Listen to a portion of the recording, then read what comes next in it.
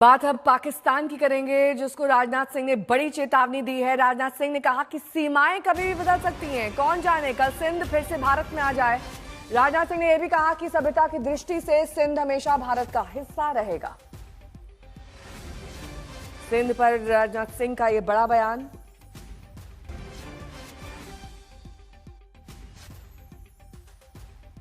आज सिंध की भूमि, मेरे बहनों भाइयों, यह भारत का हिस्सा भले ही न हो, लेकिन सभ्यतागत रूप से सिंध हमेशा भारत का हिस्सा रहेगा। और जहां तक जमीन की बात है तो बॉर्डर्स तो बदल सकते हैं, क्या पता कल को सिंध भारत में फिर से वापस आ जाए।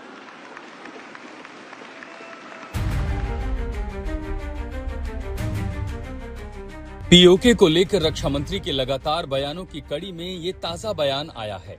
उनका ये बयान न सिर्फ पीओके से ऐतिहासिक जुड़ाव का इशारा करता है, बल्कि एक राजनीतिक और कूटनीतिक संकेत भी माना जा रहा है। इसी साल मई में सीआईआई बिजनेस समिट में उन्होंने कहा था कि पीओके के लोग खुद कहेंगे कि मैं भारत हूं। भारत हमेशा ही दिलों को जोड़ने की बात करता है और हमें विश्वास है कि प्रेम, एकता और सत्य के मार्ग पर चलकर वह दिन दूर नहीं जब हमारा ही अंग पीओके स्वयं लौटकर कहेगा, मैं भारत हूं, भारत ही हूं, मैं वापस आया हूं। यह पीओके कहेगा, ऐसा मेरा पक्का विश्वास है। 2 महीने पहले मोरक्को में भी उन्होंने कार्यक्रम के दौरान यही बात दोहराई कि पीओके को हड़पने की जरूरत नहीं पड़ेगी। पीओके अपने आप आएगा, चिंता क्यों करते हैं? पीओके में डिमांड होने लगी। आपने सुना होगा 1-2 बार कुछ लोगों ने नारेबाजी की थी। 5 साल पहले एक बार इंडियन आर्मी को कश्मीर वैली में मैं संबोधित कर रहा था एक कार्यक्रम को।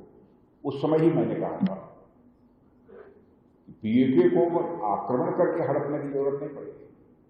तो हमारा पड़ोसी है ही, वो हमारा है ही पीओके। और पीओके के लोग स्वयं ये कहेंगे कि मैं भी भारत हूं और वह दिन आने वाला है।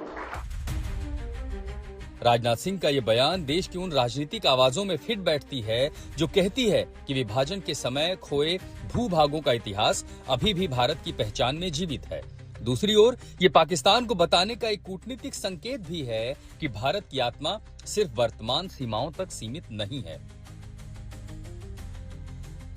भाइयों, पीओके हमारा था, पीओके हमारा है, पीओके हमारा रहेगा। आज तक ब्यूरो।